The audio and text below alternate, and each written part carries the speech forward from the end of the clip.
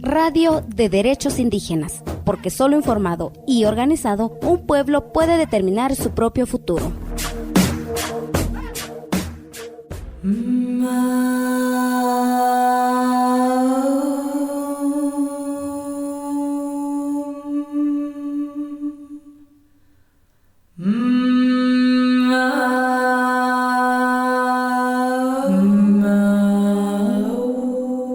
En pleno siglo XXI, los pueblos y nacionalidades indígenas seguimos padeciendo múltiples injusticias.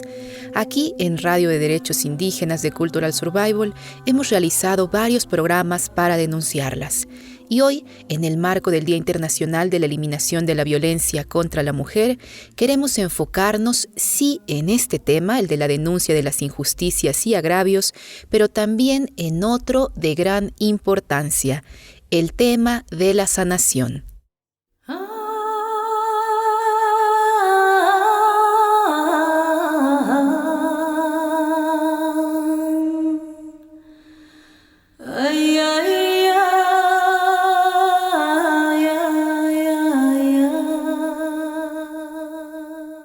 ¿Qué proyectos de sanación hemos impulsado las mujeres indígenas? ¿Por qué es importante tener espacios colectivos de sanación para mujeres y entre mujeres? ¿Qué actividades realizamos las mujeres indígenas para sanarnos o qué plantas medicinales usamos? ¿De qué forma el propio territorio nos ayuda a sanarnos? Dentro de la mujer y dentro de las experiencias que he vivido, va a ser importante las plantas medicinales. Va a ser importante la ofrenda y el ritual. Es importante establecer y fortalecer la relación con Madre Tierra porque es como recíproco, la energía que se mueve de un lado a otro, ¿no? Que te alimenta de un lado a otro. Voy a prepararme un café despacio, mirando al sur. Pongo cardamomo para estar cercana a aquel sabor. La mañana es dulce como miel, me acaricia el sol. Hace unos días, mientras preparaba este programa radiofónico, reflexionaba la relación que hay para muchos pueblos indígenas entre la sanación y nuestro territorio. En mi comunidad, por ejemplo, que es una comunidad nahua ubicada en México, es en el bosque en donde crecen muchas de las plantas medicinales que nos ayudan a sanarnos de distintas enfermedades y también de distintos dolores. Además, se trata no solo de dolores físicos o de enfermedades físicas, sino también de dolores espirituales.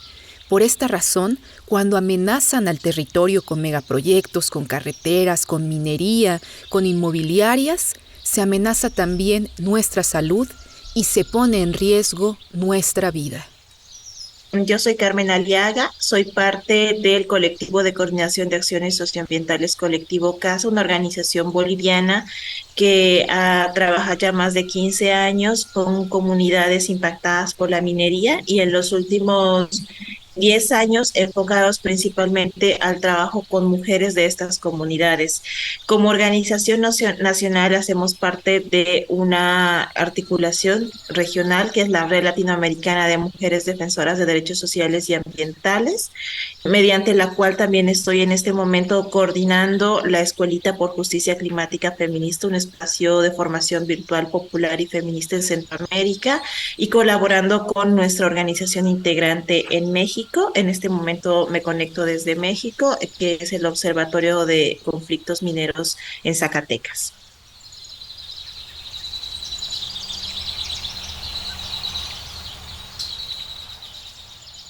Nosotras trabajamos con comunidades, ¿no? Que son las que son impactadas por este tipo de...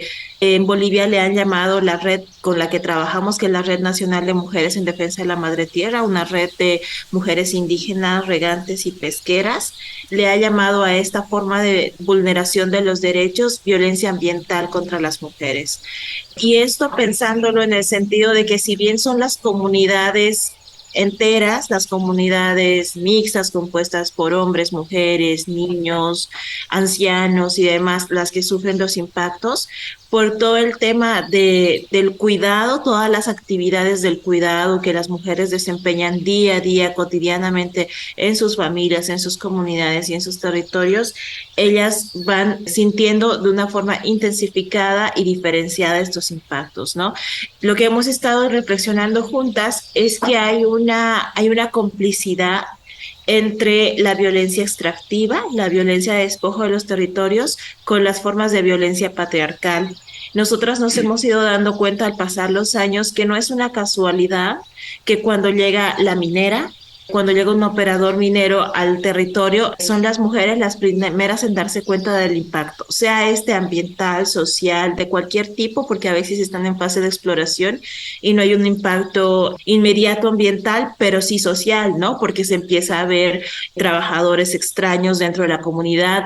Allá en el altiplano boliviano, que es donde las mujeres son pastoras, generalmente mujeres desde muy jóvenes, niñas, desempeñan esa función dentro de sus familias, de ser del pastoreo en el cerro, en la chacra, empiezan a ver personas extrañas, ¿no? Hemos tenido varios casos, uno de los más, digamos, emblemáticos en el sentido negativo fue la comunidad de Mailcucota, una comunidad indígena que precisamente eran las mujeres las que empezaban a distinguir personas extrañas en la comunidad y no sabían qué estaba pasando. Esta comunidad es una comunidad quechua que además en su territorio tiene 3 lagunas sagradas y un cerro donde hay nidos de cóndores, ¿no? Entonces es una reserva biodiversa maravillosa y estaban empezando a entrar como procesos de exploración y las mujeres jóvenes se dan cuenta de esta presencia y a raíz de esto, pues esta exposición genera casos de violencia sexual, violaciones contra 6 compañeras muy jóvenes, que es el acto que desencadena una acción comunitaria. O sea, esto se presenta ante la asamblea comunitaria. La comunidad y las comunidades aledañas reaccionan a esta invasión, empiezan a investigar, se dan cuenta que una transnacional está en proceso de solicitud de concesión, que iba a ser uno de los proyectos de minería a cielo abierto más grandes después del San Cristóbal en Bolivia. Y esto pues se da a partir de una voz de alerta de las mujeres y además una violencia específica muy cruel, o sea, muy descarnada sobre los cuerpos de las mujeres indígenas, ¿no? Muy jóvenes además. Este ejemplo a nosotras nos sirve para decir que no creemos que sea una casualidad que la violencia que desencadena en los territorios se vaya contra los cuerpos de las mujeres, porque está muy claro cómo las estrategias de ingreso de las operaciones mineras se alían con dinámicas machistas, ¿no? Cómo buscan romper el tejido comunal y buscan algunas personas que pudieran ellos cooptar, en algunos casos con muy buena voluntad ofrecer trabajo, o sea, como aprovechándose de la buena voluntad de liderazgos, ofrecer trabajo, empleo, como algunos incentivos que van a construir en la comunidad, etcétera, o directamente tratando de corromper y comprando liderazgos. Y esto generalmente lo hacen con los varones y es en una narrativa donde es, vamos a ofrecer trabajo para los varones en la mina, ¿no? Y todo esto tiene que ver con un desmontaje de la potencia de lo comunal que está en manos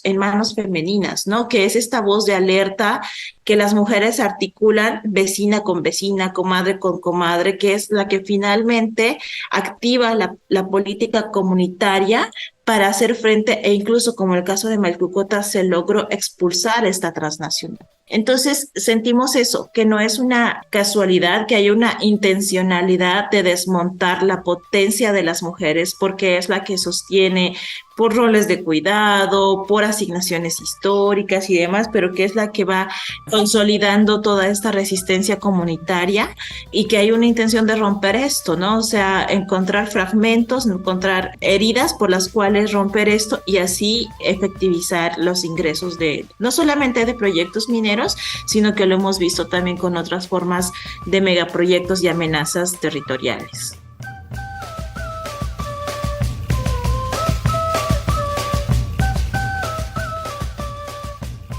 En muchas comunidades indígenas somos las mujeres quienes estamos al frente de la defensa del territorio y somos también nosotras quienes seguimos conservando muchos de los conocimientos sobre medicina tradicional y formas ancestrales de sanación. Sin embargo, somos las mujeres y las niñas indígenas las más afectadas por los proyectos que destruyen nuestros territorios. Hace 1 año y medio publicamos un proceso de diagnóstico en el que además nuestra propuesta, además de los datos de 26 casos de diferentes países de América Latina que acompañamos a partir de nuestra red, aparte de identificar los impactos específicos, nos interesaba cómo proponer una metodología desde los cuerpos, desde las vivencias, ¿no? Desde las experiencias encarnadas, que no son los datos que ingresan en los estudios de impacto ambiental, en las fichas ambientales, que no son los datos cuantitativos que nos presenta el Estado, y nosotras distinguimos 3 dimensiones de la afectación a partir de justo pensar en la invisibilización de las cosas que pasan, ¿no? Una es la dimensión del territorio cuerpo, la dimensión del territorio tierra y la dimensión del territorio comunidad como una forma de organizar estas violencias específicas. En ese sentido está involucrado todo un proceso de mirada comunitaria intergeneracional, ¿no? Porque, por ejemplo, este caso de Mailcucota que ponía, las compañeras violentadas tienen un rango de edad entre 14 y 16 años. Son básicamente niñas, ¿no? Que si bien pueden tener un rol en la comunidad, eran pastoras y demás, no deja de lado la alta vulnerabilidad. Y precisamente creemos que estos aparatos, estos dispositivos de violencia se aprovechan de estas condiciones de vulnerabilidad, ¿no? O sea, las comunidades son un territorio seguro. No es nada más la tierra donde se produce y demás, sino es un territorio seguro para sus integrantes, ¿no? Si bien puede haber contradicciones, no queremos como idealizar que la comunidad es perfecta, puede haber también casos de violencia interna y demás, pero en general es un espacio seguro. O sea, las comunidades indígenas han construido una dinámica donde el territorio se conoce, se reconoce, se recorre, se pasea, se identifica, las niñas y los niños corren libremente, o sea, no están como, no salgas de la casa, sino ellos van al río, van al cerro, pasean a los animales, van de una casa a la otra, incluso se mueven de comunidad en comunidad a pie, van a la escuela a otra comunidad. O sea, es como no hay este peligro que tenemos en las ciudades. Al llegar, los operadores mineros generan, por ejemplo, cuando ya se instituyen campamentos mineros, generan una serie de amenazas, traen consigo, además de esta violencia que comento, centros de, o sea, bares, cantinas, lo que tradicionalmente no hay en la mayoría de las comunidades, temas de trata y tráfico. En Bolivia tenemos unos centros mineros ya históricos que han atraído polos de eso, ¿no? De trata y tráfico, de desaparición de mujeres, de niñas, de niños, traen consigo drogas, una serie de problemáticas sociales que hacen que este espacio seguro, este territorio seguro se vaya restringiendo cada vez más y marginando a, pues quédate en casa, ¿no? O sea, los niños no pueden salir a la escuela, una serie de problemáticas diarias, cotidianas que se ven impactadas, que además no se visibilizan.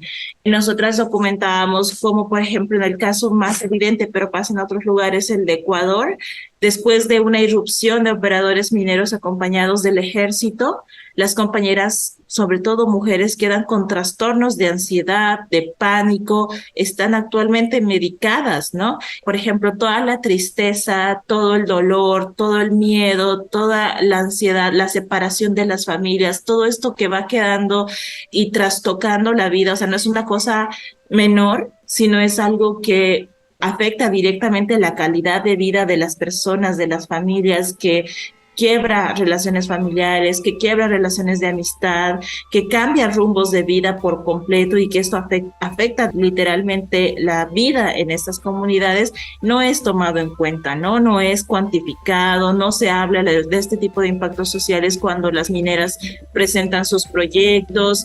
Entonces es como nuestra intención posicionar que todo esto es vital, ¿no? Que no es secundario, que no es el ámbito subjetivo, doméstico, eso que como que ha tratado de relegarse, pues el mundo de las mujeres es como lo menos importante, lo importante es la economía, la política, etcétera.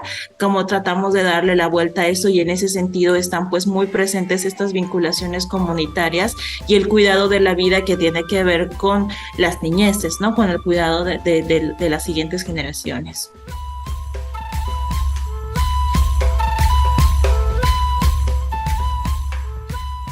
Resaltar la importancia de la fortaleza política de las mujeres en sus comunidades, para sus comunidades, que es algo que nos hemos enfrentado en la vida, de pensar que el hecho de trabajar con mujeres fracciona el sentido comunitario de la vida, y en realidad no, y ahora cada vez los compañeros se van sumando más a la necesidad de esto, de generar espacios donde las mujeres salgan de estas trabas machistas para llegar como las lideresas, las luchadoras, las mujeres valientes que son, a respaldar su lucha comunitaria, ¿no? Creemos mucho en esa potencia, creemos que la comunidad es lo que hay que defender y que las mujeres están tendiendo ese cinturón de fuerza para defenderla. Entonces, pues mi voz no es más que el tejido de muchas voces de decenas de mujeres que son parte de esta articulación, que es las que me gustaría traer a este momento.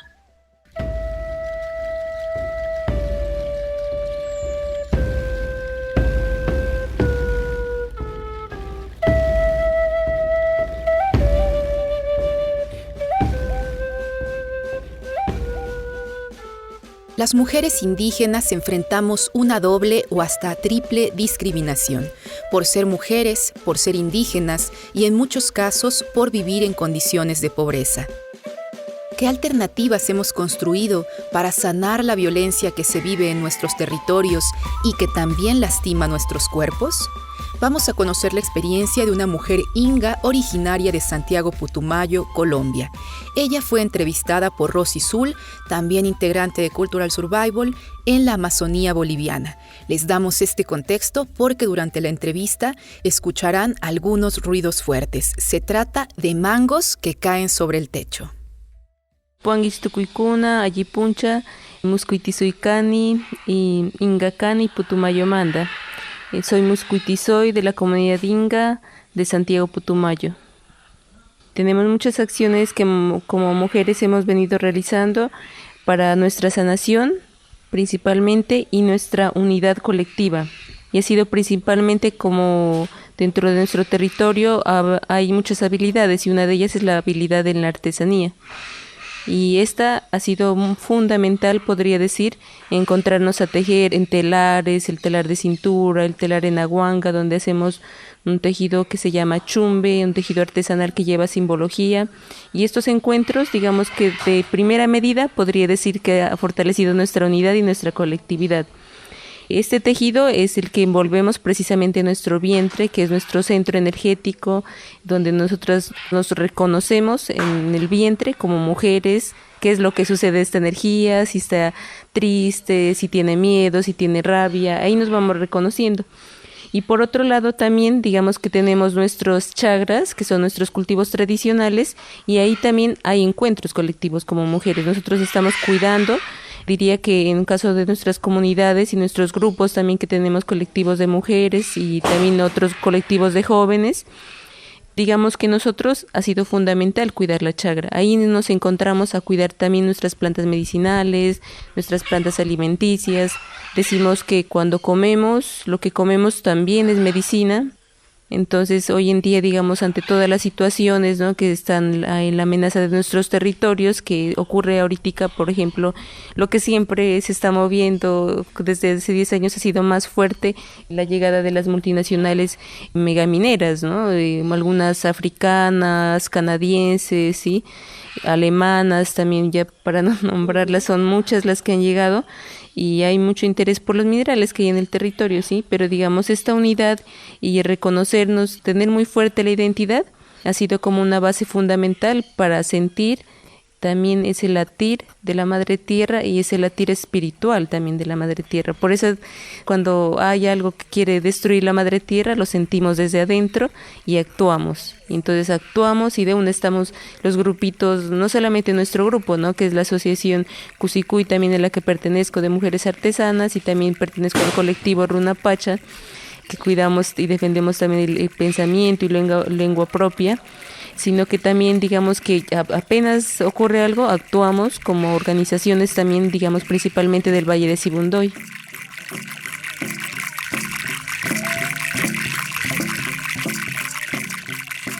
¿Por qué es importante construir espacios de sanación entre mujeres y para mujeres?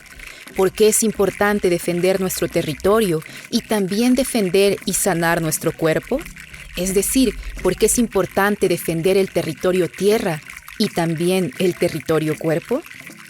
Lorena Cabnal, mujer indígena xinca de Guatemala, ha reflexionado mucho sobre este tema y ha hecho un trabajo muy importante junto a la red de sanadoras ancestrales del feminismo comunitario territorial.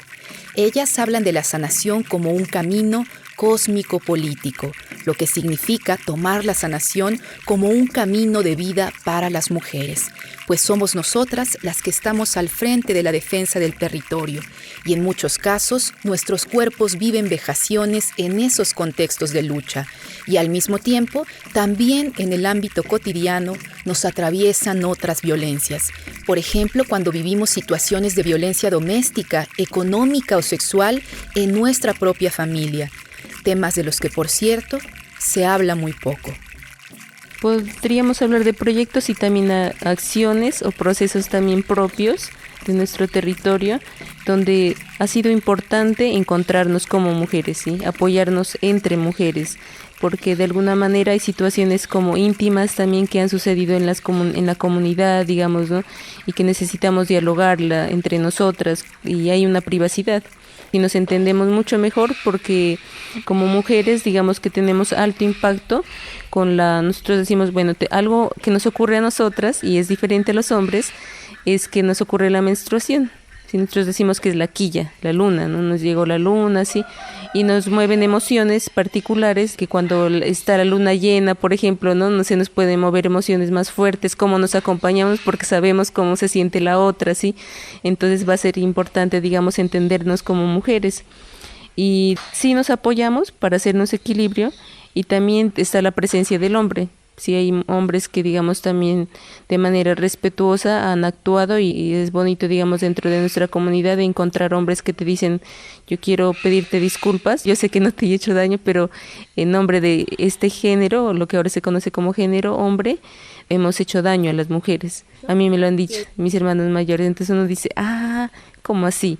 Entonces como que uno va entendiendo otras formas de también de sanar, o sea, como hombres también están tomando esas banderas, entonces yo entiendo como también es importante esa dualidad sanadora y que le aporta a la mujer. Hablando, digamos, de situaciones fuertes, de violencia contra la mujer, para nosotras que hemos estado actuando como mujeres medicina, en ese sentido, digamos que también una decisión también de poder aportar en ese campo, ¿no? En esa grandeza, ¿no? de la medicina, ¿no? Ser mujer medicina. Yo en un momento, por ejemplo, no estaba haciendo acciones que ni siquiera me daba cuenta, me gustan las plantas medicinales, andar con mi abuela, todo, cuando de repente muchas personas me empezaron a reconocer como mujer medicina. Y en ese transitar podría decir que es fundamental el no juzgar. Cada uno está en su ritmo, si nosotros nos reconocemos en diferentes ritmos y vibraciones y cada mujer está en su ritmo. Entonces es una parte fundamental que creo que no solamente como mujeres sanadoras, sino como entre nuestros grupos de apoyo y colectivos no debemos juzgarnos, ¿sí? Debemos reconocernos. Cada uno tiene situaciones muy particulares, ¿no? Digamos, de lo que he podido acompañar y procesos también. Y una mujer sufrió una violencia y no podemos juzgarnos, ¿no?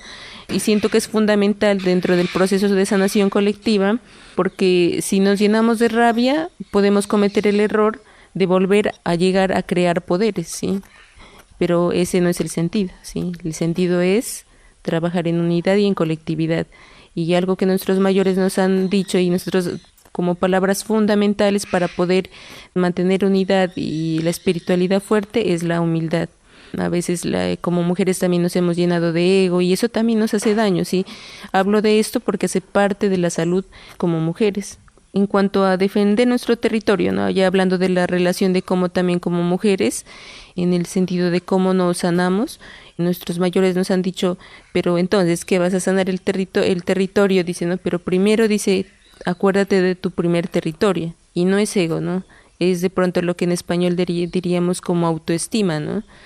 Es un munay, un huyay, un amor profundo que decimos nosotros, ¿no? Entonces, cuando hablamos de nuestro territorio, tenemos que pensar en nuestro cuerpo, primero, nuestro primer territorio, aprender a conocernos. Y eso es lo que estamos haciendo en nuestras comunidades. Pero bien importante lo que hacemos es entender nuestro ritmo, qué somos por dentro, qué energías se nos mueven, ¿sí? Porque a veces puede ser que se necesita hacer pausa, ¿sí? Se necesite conocer nuestra mente, también nuestro espíritu, cómo está, ¿sí? Porque puede ser que en un momento se esté sintiendo, ¿será que está triste? ¿Será que está muy agitado? ¿Será que está con rabia? ¿Será que está con tristeza? Y cuando nos vamos reconociendo, solamente conociendo nuestro primer territorio, podemos conocer nuestro segundo territorio también, que es la Madre Tierra. Y ya cuando vamos conociendo realmente profundamente nuestro primer territorio, nos damos cuenta, y es como un autodescubrimiento de que somos tierra, de que somos, decimos Alpamama, Madre Tierra, Yacumama, Madre Agua, Taita Guaira, Taita Aire, Taita Nina, Taita Fuego. También decimos que somos Huyay, Munay, el amor. Cuando nos reconocemos, ahí también somos fuertes, nos mantenemos vivas, ¿no? Y si nosotros estamos vivas, nuestras familias también están vivas. Eso es como automático. Y digamos que esa vibración, como madres también, ¿no? Que somos líderes de los territorios, todo funciona mejor.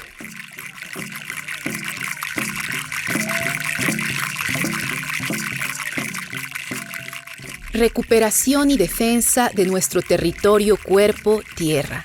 Este es uno de los planteamientos principales del feminismo comunitario territorial de Guatemala, quienes agregan que este camino implica la recuperación consciente de nuestro primer territorio, es decir, de nuestro cuerpo, como un acto político emancipatorio. La defensa del territorio va de la mano entonces con la defensa y sanación de nuestros cuerpos. Podremos defender con más fuerza a la Madre Tierra si a la par nos defendemos y cuidamos entre nosotras, si nos acompañamos entre mujeres, si sanamos las violencias que hemos vivido. Dentro de la mujer y dentro de las experiencias que he vivido, estaba ahora como pensando, ¿no? Y sacaba como quizás 3 palabras fundamentales, bueno, o 4 podríamos decir, ¿no? Cuando uno se reconoce en el vientre. Y va a ser importante las plantas medicinales. Otra va a ser importante la ofrenda y el ritual. Es importante establecer y fortalecer la relación con Madre Tierra porque es como recíproco, la energía que se mueve de un lado a otro, ¿no? Que te alimenta de un lado a otro. Por ejemplo, cuando hacemos rituales, no solamente cuando ofrendamos a la Madre Tierra, sí, lo hacemos con amor, ofrendamos a la Madre Tierra, a la Madre Luna, al Taita Indi, Sol también, ¿no? Pero también cuando ofrendamos, nos estamos ofrendando a nosotras mismas. Y eso es muy importante, digamos, que lo reconozcamos. Otra, digamos, situación también, o acción, que les estaba llamando, importante, es vivir de la mano de las plantas. Nosotras vivimos justamente en una transición, el Valle de Sibundoy, es una transición entre bosque andino y selva amazónica. Entonces encontramos plantas de páramo, que son los reservorios de agua, ¿no? Donde se purifica, digamos, el agua, ¿no? Entonces tenemos plantas de páramo, plantas de bosque andino, ¿sí? De selva amazónica. Entonces de estas plantas nos alimentamos y nos dan abrigo al vientre y las estamos tomando. Hay plantas calientes, sobre todo, podría nombrar algunas, ¿no? Que son, digamos, específicamente para abrigar el vientre, ¿sí? Entonces las tomamos cuando estamos con la menstruación y siempre utilizamos el tejido que comentaba, que está en nuestro telar tradicional y tiene una simbología, ¿sí?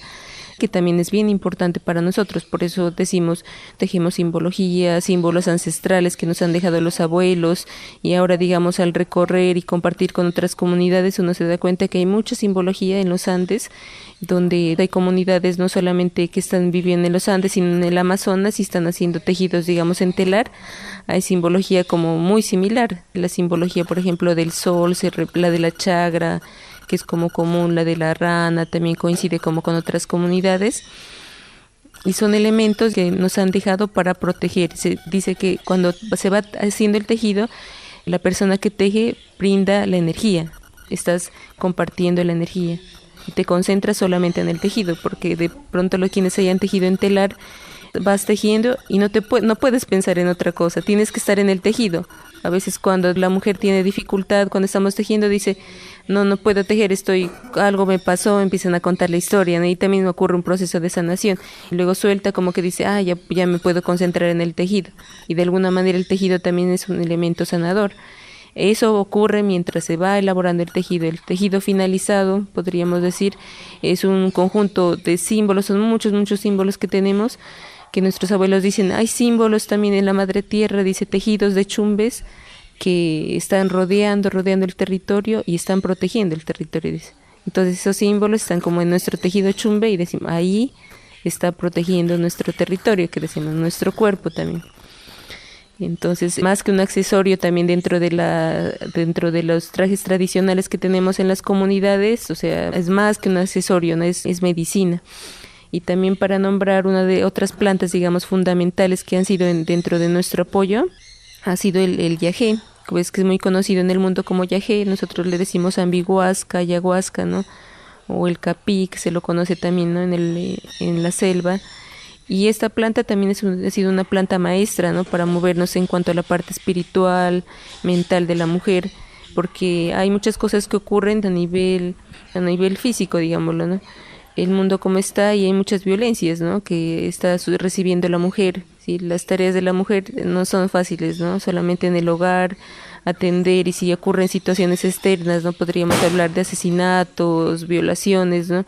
Digamos que la mujer queda con unos traumas, podríamos decir, ¿no? Y hoy en día hay muchas enfermedades mentales que están apareciendo, ¿no? Relacionadas hoy en día, digamos, con la depresión. La mujer también tiene que atender otras cosas y está generando mucho estrés, y con eso están apareciendo cáncer, no están afectando nuestra matriz, nuestro vientre, nuestro útero, nuestras mamas, ¿no? También podríamos decir. Entonces el yagé ha sido fundamental para reconocernos en cuanto a aspectos espirituales y emocionales lo que está ocurriendo. Hoy en día también un llamado como a que debemos cuidar nuestra alimentación. Sí, hay muchas cosas que, sobre todo de otras grandes industrias, ¿no? Que ahorita no solamente el cuidado de la vida tiene que ver con las multinacionales megamineras, sino que las multinacionales también de alimentos. Nos está llegando como alimentos y creemos que es los que nos da facilidad, creemos que es abundancia para nuestras familias, ¿no? Y es un momento como de repensarnos también en esos aspectos, porque también hace parte de nuestro equilibrio.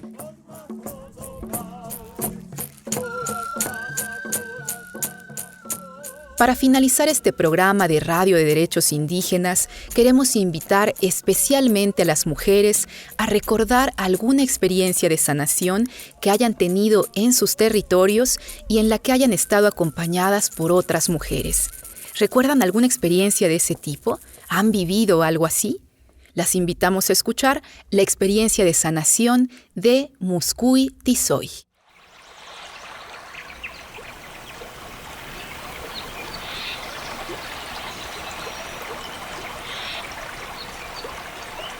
La Madre Tierra tiene sitios muy importantes de sanación. Yo creo que si cada una pregunta en su territorio va a encontrar a alguien, le dice, aquí se sanaban, aquí se hacían baños, aquí ofrendaban. Justamente en ese sentido, en un momento recurrí a un lugar en donde viven, nosotros llamamos veredas, digamos, dentro de los municipios o ciudades que se llaman, hay unas veredas, ¿no? Que son como áreas más pequeñas, ¿sí? Entonces ahí nuestra vereda Bichoy se llama, y hay 2 cascadas. Y esa es mi historia, mi anécdota, ¿no? ¿Cómo es que llegué a esa cascada?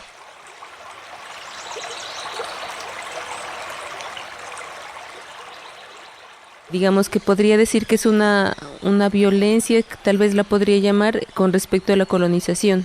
En un momento de mi niñez y parte de mi adolescencia no me di cuenta, parecía una vida normal, sí. A veces vivía llena como de miedo y tenía también unas rabias profundas, unos miedos profundos, podría decir también. Luego empecé a acompañar a mi abuela, a mi abuelo, a mi padre, mi madre en cuidar plantas medicinales, preguntarles, mis hermanos mayores también. Empecé a practicar con plantas medicinales, ¿no? Sí, de la selva, del páramo, sí, conociendo con mucho respeto. Yo me sentía bien, sí, pero en unos momentos yo sentía como miedo, sí, a veces sentía sustos. Yo decía, ¿qué es que me pasa? Yo decía, ya ofrendé a la madre tierra, pero algo más estaba. En una visión de ayahuasca, de ambihuasca, digamos que se vio limitada, ¿no? Yo quería como volar, pero no podía, ¿sí? Yo decía que es que no, o sea, yo quiero volar. Y tenía como mi decisión profunda, estaba ahí, pero no podía. Entonces luego ya como también tengo a uno de mis hermanos y lo voy a nombrar y me parece importante también cómo sucedió ese paso. Y es que mi hermano mayor estudió antropología, sí, es uno de los ingas, digamos, que salió y empezó a conocer libros, ¿no? Que a veces no llegan al territorio, o sea, es bien importante conocer la historia de la colonización, por eso digo, ¿no?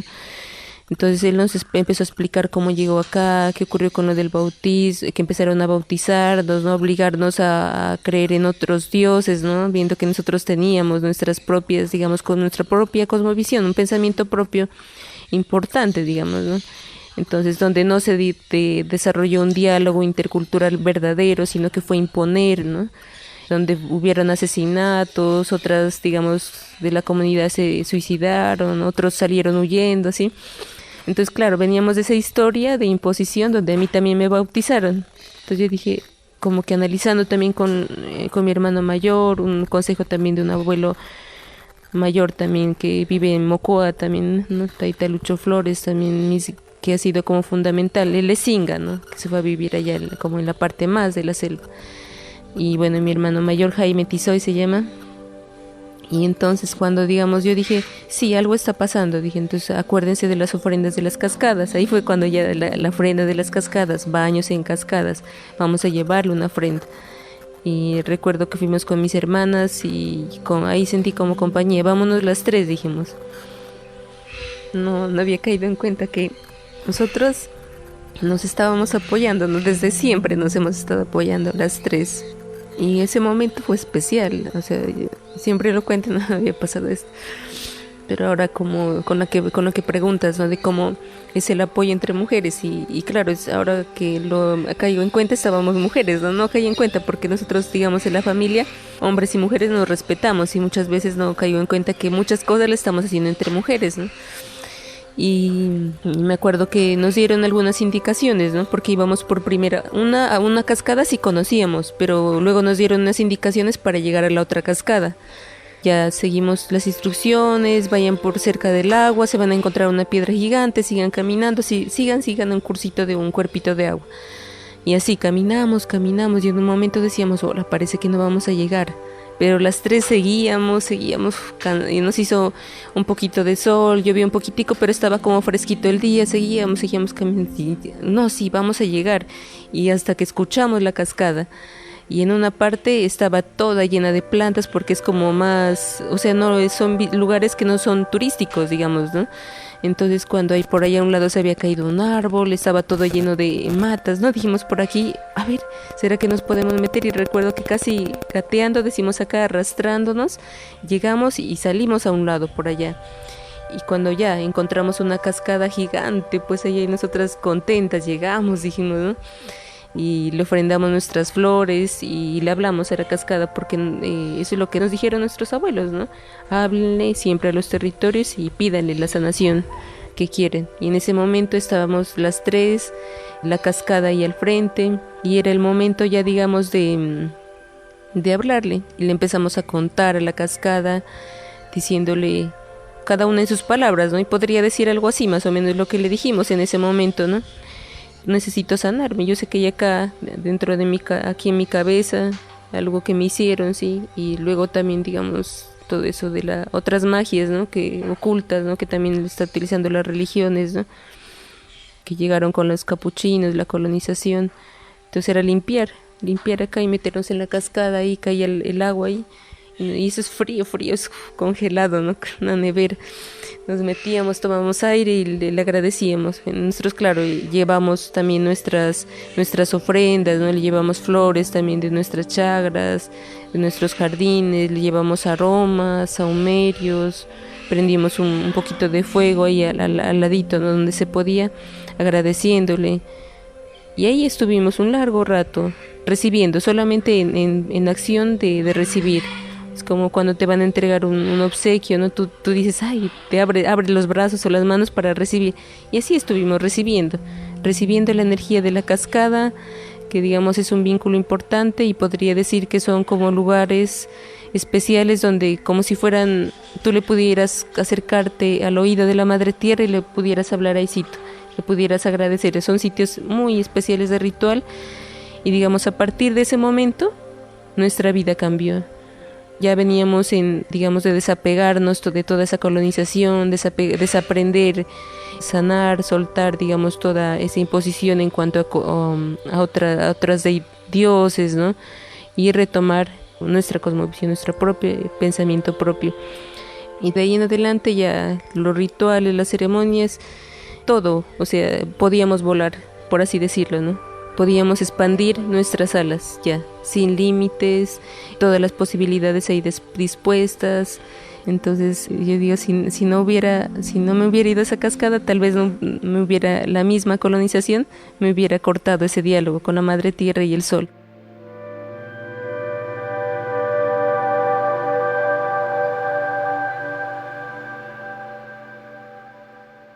Tu mujer, cuando sientas que no hay respuestas, cuando sientas miedo, rabia, cuando sientas que no hay sanación, que no hay otras posibilidades, vuelve a la Madre Tierra, vuelve a una cascada, una laguna, habla con ellas, cocina plantas medicinales y toma plantas medicinales.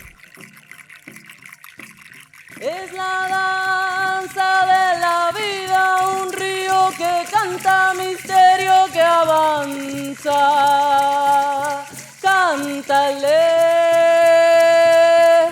Cántale a las cascadas, cántales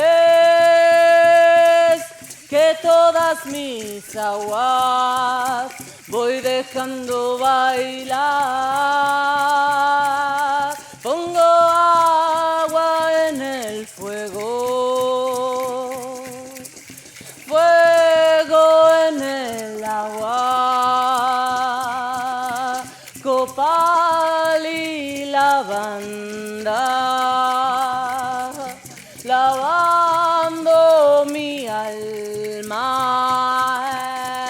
Es el río de la vida, un canto que avanza, misterio que danza. Es la danza de la vida, un río que canta, misterio que avanza.